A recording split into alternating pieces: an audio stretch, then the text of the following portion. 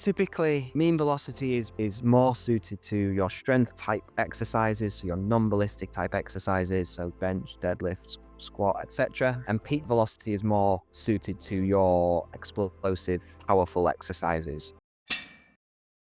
Hi, Steve. It's my pleasure to have you on Evidence Strong Show. If you could briefly introduce yourself. Hi, Alex. Yeah, thank you very much for inviting me on. I'm looking forward to chatting to you today. My name's Dr. Steve Thompson. I'm a senior lecturer at Sheffield Hallam University in the UK. I've been in sort of academia and research for 10, 12 years now. I passed my PhD in 2022, obviously majoring in velocity-based training and load velocity profiling and its ability to predict 1RM. And I'm also a practicing S&C coach. So I've been accredited for a similar amount of time and currently working with British diving, where we had some successful medallists at the Paris Olympics just gone. And I also work as a physical performance coach for the English Football Association as well. Awesome. Huge credentials. I'm very excited to have you. And we'll be talking about velocity training. So let's start with the basics. Why velocity training? Why should we care? Yeah, good question. Why should we care? So velocity-based training is a strategy, is a tool that strength and conditioning coaches and sports scientists have available to them to help inform what they do from a training and a testing perspective. So by utilizing velocity, we get objective data to help determine someone's physical status or physiological status on any given day. We can also use it as a means to manipulate load, to auto-regulate, to drive intent, to help with programming and prescription and optimize the things that our athletes do in the gym. You know, you'll be aware, and I'm sure most of your listeners will be aware of the different auto-regulatory strategies that are out there, repetitions in reserve, RPE, different predictive equations. And for me, velocity is the best of that bunch, really. It's objective, it gives us data, it's pretty reliable, it's pretty valid, and it has a clear and direct link to our neuromuscular function. So from my perspective, which obviously is a biased one, I stand by those biases, and I truly believe that velocity as a tool for improving the way we prescribe, program, test, and monitor, I think it's the best out there. All right. So you kind of mentioned what the goal would be. So goals can be different. So this is a diverse tool that can be used in different ways. So I always break it down into sort of 6 different categories.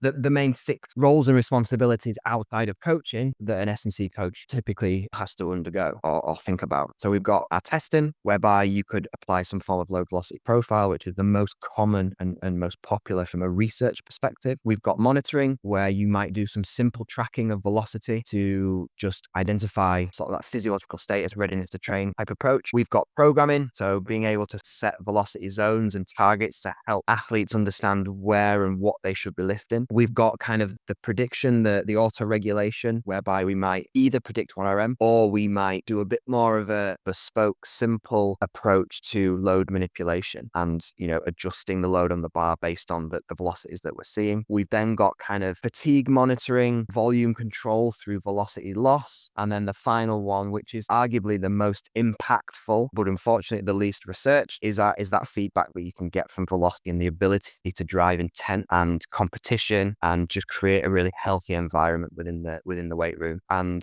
these are all at the disposal of the S&C coach and what they feel is appropriate for a given person, a given block of training, or a given sort of environment that they're working within. And I think you can kind of jump between all of them. You could argue that using all 6 is best case scenario, is best practice. I think best practice is whatever works for where you coach and where you train. The way I normally try to describe it is you can those 6 categories can kind of be split into 2. You've got those that are ready to go. So kind of pick up the technology, stick it on the bar and just start using it. So there's no prerequisite profiling or testing required. And then there's the bits you can do that are a bit more invasive or it require a little bit more detail and depth that would follow on from doing that kind of profiling. So if we start with the bang for your buck, easy stuff to just pick up, plug and go stuff, the feedback is the first. So as I mentioned, feedback is where you're in a gym and you're doing whatever exercise and you're simply feeding back the velocities to that individual in order to provide a bigger output output, a bigger mechanical output. And anybody that's used VBT will have seen the positive impact that that can have on an environment. So from my perspective, it's something that can be done really, really easily and can have a big impact straight away, because it can help athletes understand,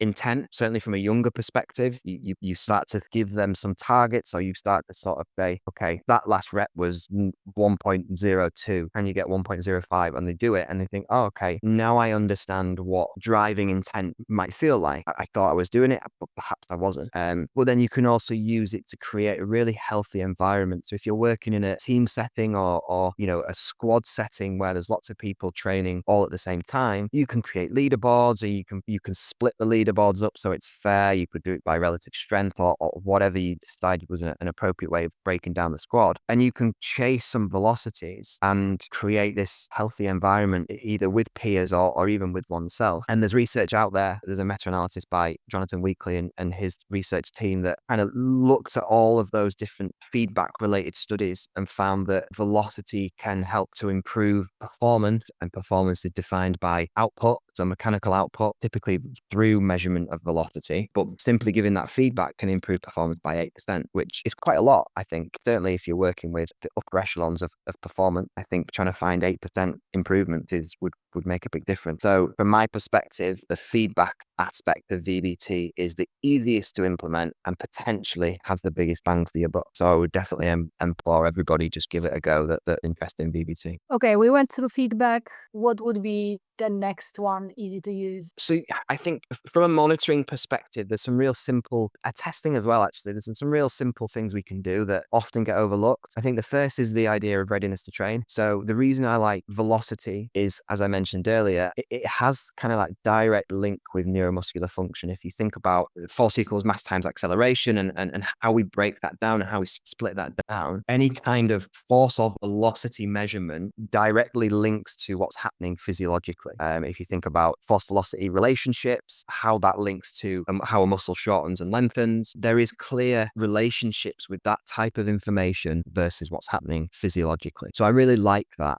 It gives me confidence in what I'm seeing. So, real simple readiness to train, instead of jumping and looking at jump height or looking at a different metric, looking at takeoff velocity or peak velocity or even mean velocity can give you a real simple indication as to whether someone's coming in fatigued or not. And I never go as far as saying, if your velocity drops by X amount, we're going to strip this amount of load out, because I don't think it works like that. But I think what it does do is it sparks a conversation between coach and athlete to say, right, what's going on? Why are your numbers down? How did you sleep? How are you eating? How's your stress levels, etc.? Do you think we need to modify today? And if the answer is yes, then you use your coaching ability and coaching intuition just to figure out what that modification should look like. Just one thing on the testing element is more around some simple testing, and it goes back to Newtonian laws of F equals mass times acceleration. And if you think about how we typically test strength, so 1RM testing, for example, I have no problem. I 1RM test my athletes, and I think it's a very good, reliable, valid method of understanding someone's maximal capacity. And I think it should definitely be complemented in any of the auto-regulation stuff that we do. But I do think there are environments where 1RM testing is unfeasible, impractical, and therefore, in order to track strength development, you could quite easily pick an arbitrary load, let's call it 100 kilograms, and you could, at the start of the intervention or a training block, you could measure their velocity. At the end of the training block, you do exactly the same load and you measure their velocity. And if we think about what force equals mass times acceleration actually means, we know that mass is fixed, so mass doesn't change. We know that acceleration is a byproduct of velocity, and therefore if acceleration or velocity goes up, we know that force goes up, force underpins strength, and hey presto, we have got stronger. Obviously, we can't necessarily quantify that as much as we would like to with a 1RM and start readjusting loads, etc. But as a real simple testing strategy, we can determine whether that intervention has been successful or not. And at least we have some data where in previous, we might not have taken that because we haven't got access to this technology. So for me, it's a real simple method that, again, gets overlooked and often isn't used as a testing strategy. All right, so we covered 3: feedback, testing, and monitoring. The other one on the sort of the plug and play is this idea of velocity loss. So velocity loss is a way of individualizing volume prescription. So for those that are unaware of what velocity loss is, it's basically a way of determining when a set should finish. So instead of saying you're going to do 5 sets of 5 repetitions, you might say you're going to do 5 sets, but you're going to stop the set when your velocity has dropped by 10, 20, 30, 40%, whatever it might be. And what this does is it individualizes the volume prescription. So we know, and research has shown, that at a given load, individuals lift different repetition numbers. So you and I at 85% in a squat will lift different numbers to failure, different numbers of repetition. And therefore, we individualize the load, the intensity, by doing 1RM, calculating 1RM at percentages of 1RM, making sure that's what's on the bar. But then we say, now go and do 5x5 or 6x3 or whatever it might be. And it's very blanket prescription based on what we've learned through our careers as coaches and within academia and research. And the reason I like velocity loss is because it takes away that generalized approach. And actually now it says, yes, you're going to work to the same percentage, but now you're going to do the amount of work that's right for you in terms of your physiological state, your strength levels, your training history, etc., etc. So I think velocity loss, and again, is something that you can just pick up. You don't need to do any profiling prior. You can just pick it up, stick it on the bar, and as long as you understand the relationship between the percentage drop and the physiology, then you're off to a winner. And on that, then I think everybody listening would think it's common sense that the higher the threshold, the more repetitions you're going to do, the more muscular breakdown, more of a metabolic response, the more of a hypertrophic response you're going to get. The smaller the threshold, less reps, less fatigue, potentially more strength development, more targeting of power, tapering and priming, close to competition. And then there's kind of that spectrum and that continuum as to where you might sit based on the adaptation that you're trying to achieve. So again, a real simple method for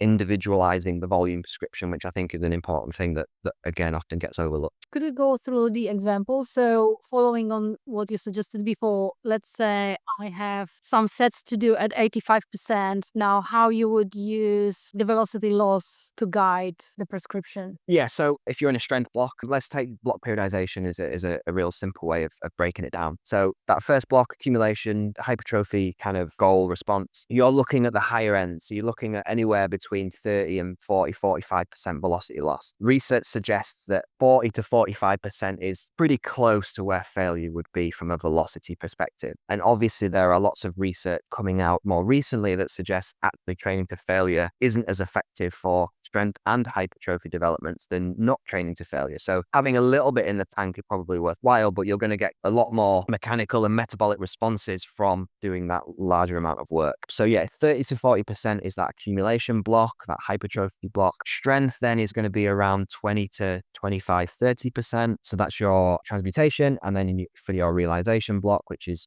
obviously a bit more of an explosive power focus, you're looking around 10%.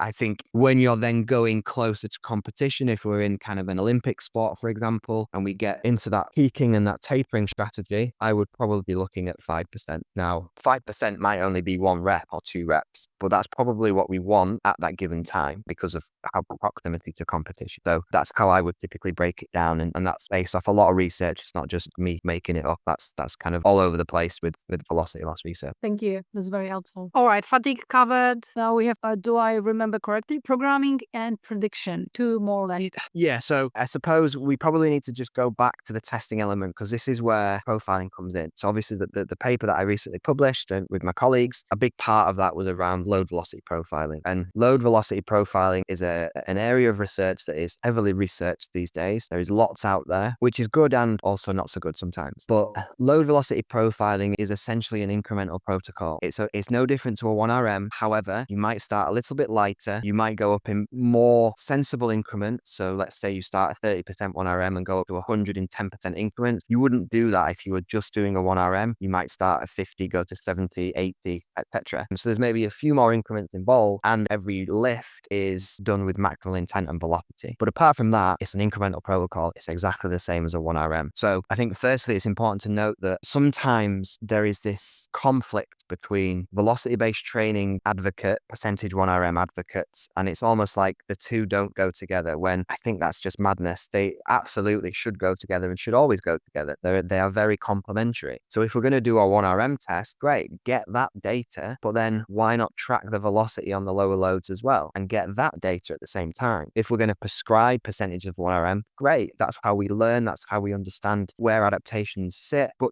use the velocity to help guide the prescriptions at the same time. So I think that there's definitely a strong marriage there that needs to be acknowledged. So from a profiling perspective, you are picking a key exercise, you are doing the incremental protocol, you're measuring velocity alongside the load that's being lifted, and then you're simply plotting load on the X, velocity on the Y. Once you do that, you plot a predictive equation, so a linear regression or a second order polynomial line through it, gives you an equation. You then use that equation for whatever you need to use it for. That's load velocity profiling in a nutshell. And profiling is great for real in-depth understanding of force velocity characteristics. We can look at how someone changes off the back of interventions in more depth than just have they got stronger. We can look at have they got faster, have they got stronger at lighter loads, at heavier loads, how does the whole profile shift? Does it shift all up and to the right? Does one bit move? Does another bit move? We get a little bit more information, which I think is really important. But the main thing we can use the profiling for then is programming. So we can then start to use and set really bespoke, individualized targets for our athletes to say, right, if you're going to lift 85% 1RM, that equates to 100 kilograms for you and also equates to 0.5 meters per second. Great. So then when the athlete goes into the gym, they know, firstly, okay, I know I need 100 kg on the bar, but it should be lifted at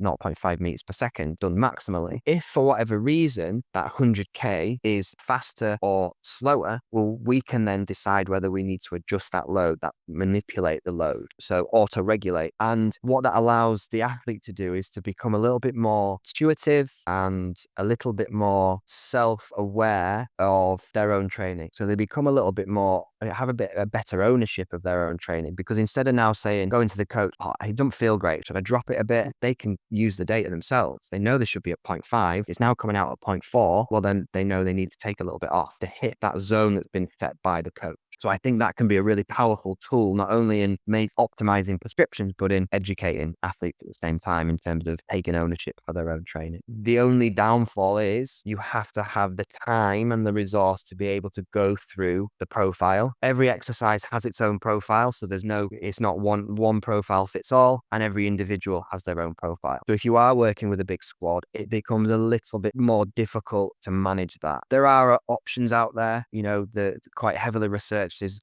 what's called a 2-point method, whereby you take two distal points within a profile. So you might do 40% and 85%, and you get those two loads and those two velocities, and you draw the line through, and you can then calculate the rest of the spectrum. Great in upper body exercises, great in Smith machine exercises. From what I've seen and what I've experienced, not the best lower body freeweight exercises. I think you need a few more loads. So one of my pieces of research from my PhD looked at a 4-point method within a back squat and a combined back squat jump squat, which had some real good success. So I think it's definitely doable from a prescription perspective, but the accuracy of the prediction on a 2-point method is not always 100% now. Could you speak a little bit more on the testing of back squat and jump squat, did you say? Yeah, so I kind of acknowledge that when we profile, let's say we profile a back squat, we often try and get the lighter loads. So anything as low as 20-30% perhaps. But we're asking individuals, athletes, to back squat 20% at maximal intent and velocity. And if you've ever tried doing that, it feels very weird. It's very difficult to control. The reliability of the data at that such a light load, because of that deceleration phase you get because you're not leaving the ground, and that sort of braking phase in a non-ballistic exercise, I think it has a big impact on what the data actually looks like. So we tested and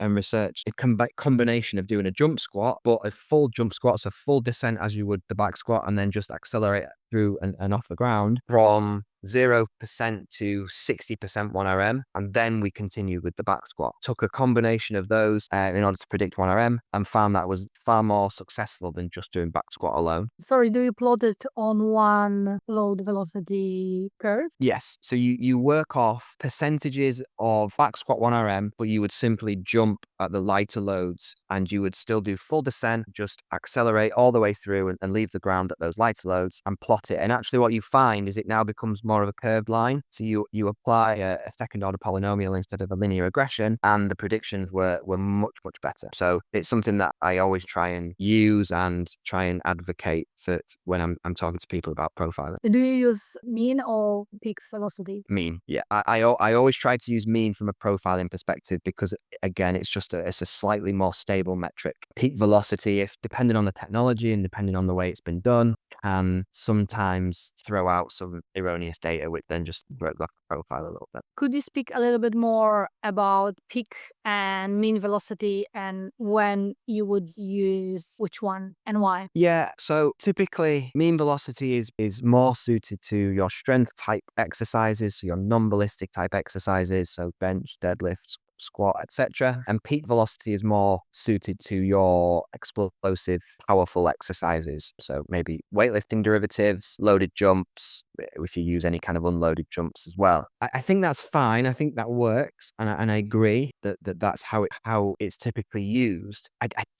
I would always look at mean velocity, whatever the exercise, because from my perspective, mean velocity is a more stable metric, and I think it's important that you look at the more stable metric as well, just in case peak velocity starts to throw out some of that erroneous data that I mentioned. But they are both perfectly viable, have their place, and as I mentioned, kind of suited to the different types of exercises that we would typically do within a gym. But I think it's important just to keep your eye on the mean velocity, whatever the exercise, just so you know that the data looks right. Should we go into prediction first? So the idea of 1RM prediction is based off a profile, whereby you do a submaximal profile. So you don't need to take someone up to 1RM, and you utilize the equation that I mentioned in order to extrapolate to where that 1RM would be. So essentially you could do a full profile 1RM test and figure out someone's velocity at 1RM. Then the next session, you do a submaximal profile of maybe 2 or 3 loads, plug in where the velocity should be for their 1RM, and extrapolate down and predict what your 1RM would be for that given day. Now, I've seen it be done very well, and I've done it myself very well in terms of the approach, but I've also seen it be done very poorly and,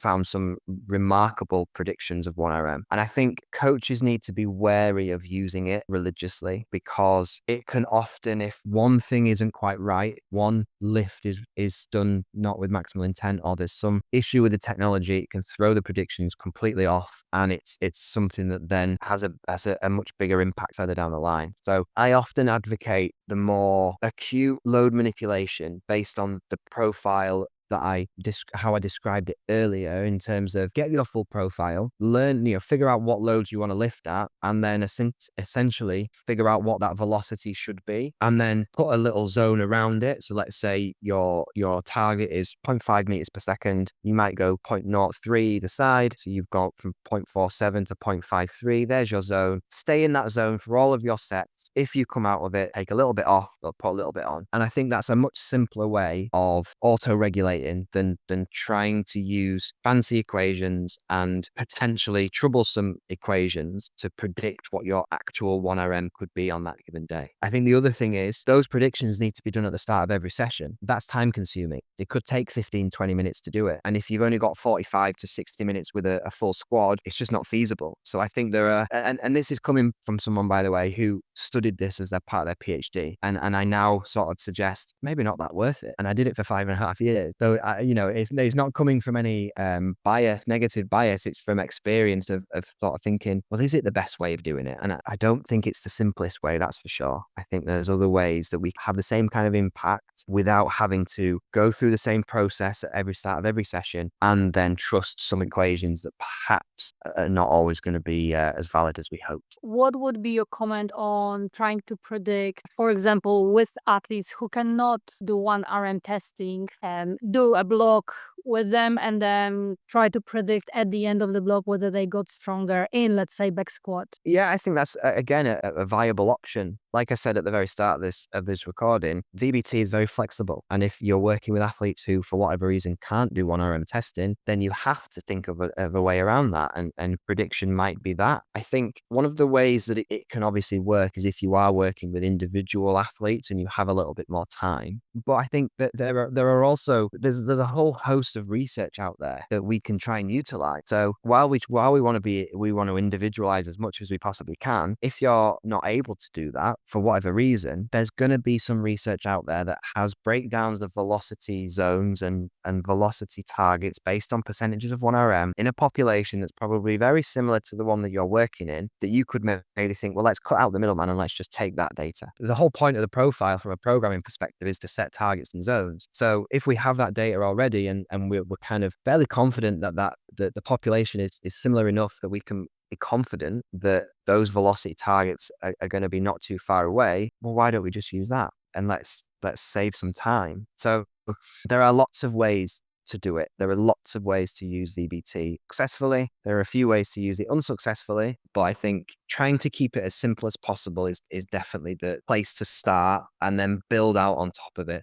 Don't go sort of bowling in with the 1RM predictions and full profiles if you've never picked up a VBT device before. Just have a play around first. What have you seen coaches doing wrong in terms of using VBT? The thing that I'm mindful of the most, and this came out of that qualitative research that I did as part of my PhD, is that coaches don't become iPad coaches. That was a big drawback that came out of that research, that you then become so ingrained in the technology, head in an iPad, looking at the data, you forget to coach. And I think that's a big part of what we do.